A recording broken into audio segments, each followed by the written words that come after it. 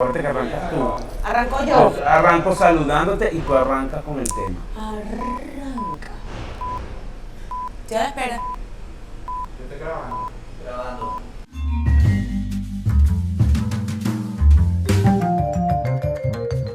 Adru. Hola Blanca, ¿cómo estás? Llegó. Pareces la viuda negra. Adru. Y yo estaba contenta porque llegó Navidad. Ah. Mira qué belleza. Sí, Estaba vale. feliz. Estás muy elegante Gracias, hoy, el negro gracias. siempre te luce. Ay, mejoraste, porque como entramos... Mira, ¿sabes que sacamos una nota en Hispano Post que me llamó muchísimo la atención y la quería discutir contigo? El titular dice, cerca de 70 marcas de pizzas nacieron durante el confinamiento y las de hamburguesas se duplicaron. ¡Wow! El boom del emprendimiento, y fue una presentación que hizo esta gente de Front Consulting Group. ¡Qué bien! Y consiguen algunas, hacen, digamos que, empiezan como a averiguar qué fue lo que pasó durante todos estos meses de pandemia y se dan cuenta de que hay un montón de emprendimientos de comida digitales, además, Claro, a que han través de las tomado el redes. mercado. Sí, ¿no? Y han desplazado incluso marcas tradicionales de pizzas y hamburguesas, porque la verdad que tú como usuario consigues muchas pizzas hechas por emprendedores y muchas hamburguesas de una calidad y unos precios súper competitivos, Sí. que cuando te vas a las cadenas tradicionales dices, prefiero esto. Yo creo que las cadenas tradicionales, como tienen unas estructuras muy rígidas, que tienen que cumplir unos protocolos, probablemente no pueden alterar sus menús, no pueden inventar, no pueden crear nuevas cosas porque están supeditados a lo que Exacto. decida la casa matriz.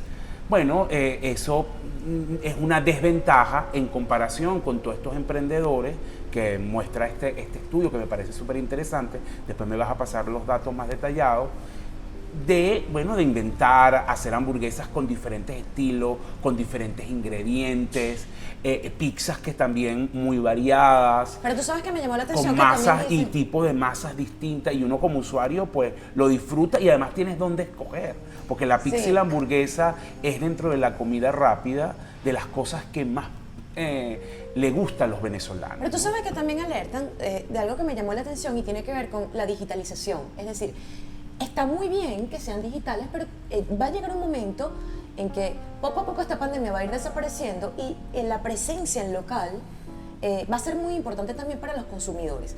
Claro, estamos hablando del público venezolano porque el estudio fue hecho en Venezuela y te hacen una relación bien interesante sobre cómo, por ejemplo, en Venezuela hay unos hábitos de consumo, hay un comportamiento del venezolano, una relación del venezolano con el consumo que es diferente a la relación que pueden tener, por ejemplo, los colombianos con el consumo. Sí, claro, totalmente. Al venezolano le gusta mucho el consumo como fenómeno social, es decir, el comer, mejor dicho, como fenómeno social. No en tu casa, encerrado tú solo, Ajá. sino, esto, compartir, ir a un sitio, compartir una pizza con los amigos, a hablar. Sin embargo, también he visto, no manejo la cifra de cuántas, que muchos de estos emprendimientos de hamburguesas y pizzas también tienen locales. Aquí en Caracas, sin mencionar a nadie en particular, hay una cantidad de pizzerías nuevas que han surgido y están muy fuertes en las redes, pero también están en forma física.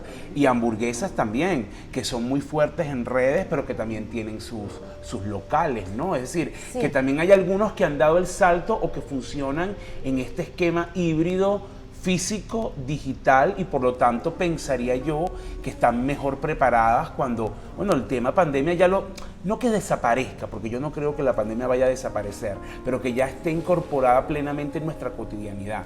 En estos días leí un artículo bien interesante en el New York Times de un médico muy, muy, muy respetado, que decía que si bien hace un año había que confinarse y cumplir todas las medidas de bioseguridad y todas las cosas que vivimos el año pasado. ¿Te recuerdas que tú salías y te quitabas toda la ropa y te bañabas en alcohol y toda Sí, aquella cosa? claro. Ya hoy día tienes que volver a tu cotidianidad, porque él señalaba, su opinión, Ajá. que el COVID no iba a desaparecer. Seguramente vamos a tener que aprender a vivir Sí, totalmente, bueno, totalmente. porque bueno, y el hombre se va a ir adaptando y nos hemos ido adaptando también en los gustos y en la manera como consumimos. Fíjate que los deliveries me llamó mucho la atención, son muy variados y le ha permitido también entrar al mercado, ofrecer su propio Claro, mercado, y bueno, productos muchas de regionales. estas marcas también están en las empresas de delivery, y está este fenómeno que lo comentábamos en un programa anterior, que es lo que yo llamo los centros comerciales verticales, Ajá. que son en edificios, en urbanizaciones, personas que han visto en el emprendimiento gastronómico una fuente alternativa de ingresos. Una persona que es muy buen cocinero, decidió en su casa hacer hamburguesa, hacer pizza, se los vende a sus vecinos y ahí se ha generado un intercambio que se convierte en una fuente de ingreso para estas familias, porque recordemos que en Venezuela los salarios son muy bajos. Sí. Ni hablar de los salarios del sector público, que son de miseria, menos de $10 mensuales. Y los salarios del sector privado son ligeramente superiores. Estamos hablando que en promedio el salario mínimo del sector privado está en $100, pero con $100 una familia no puede vivir. Entonces mucha gente está viendo en el emprendimiento, y el emprendimiento gastronómico es uno de los más fuertes, una manera de obtener ingresos extras para garantizar el sustento de su familia. Incluso, yo creo que es un tema bien interesante este punto, que tiene buenas perspectivas de cara al próximo año. ¿Sabes que estaba pensando en una conversación que tuve el otro día sobre cómo en Venezuela la realidad además ha cambiado los estratos sociales en urbanizaciones? Y cuando tú hablas de esos centros comerciales verticales en urbanizaciones de clase baja, de clase media baja, de cómo la gente está haciendo ese esfuerzo por salir adelante, me vino a la mente esa conversación que tuve, por cierto, con un alcalde. Y él me decía que efectivamente en las zonas tradicionales de Caracas de clase media, en este momento se concentra una población muy pobre, porque son personas, bueno, ya mucho más adultas, adultos mayores en muchos casos, que no tienen esa capacidad para salir a la calle con pandemia, pero, y que viven quizá de una ayuda. En cambio, en las zonas de clase baja se ve un movimiento económico interesante gracias precisamente a ese emprendimiento No, bueno, yo muy creo que asociado a comida. es un punto importante, es un tema para evaluarlo de cara al próximo año y ver cómo evoluciona. Pero creo que es algo que hay que hacerle seguimiento, y te felicito por tu nota. Bueno, esto fue el programa Sin Nombre con la señora y periodista Blanca Vera Azar.